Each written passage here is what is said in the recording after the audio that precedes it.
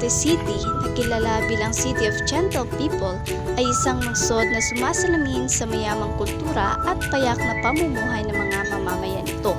Sa bidyong ito, pinapakita ang ilang aspeto ng kulturang popular na makikita sa pananampalataya, wika, pagkain at pang-araw-araw na gawain ng mga tao. Isa sa mahahalagang bahagi ng pagkakakilanlan ng Dumaguete ay ang pangunahing wikang ginagamit dito, ang Cebuano o Negrosanong Binisaya.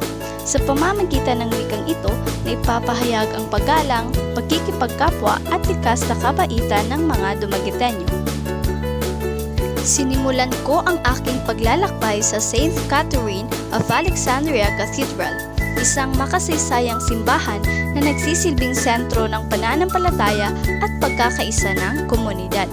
Ipinapakita nito ang patuloy na impluwensya ng relihiyon sa buhay ng mga mamamayan. Bilang bahagi ng kulturang popular, tampok din ang pagkain. Natikman ko ang pinakakilalang puto ng Dumaguete. Simple, ngunit hitik sa lasa.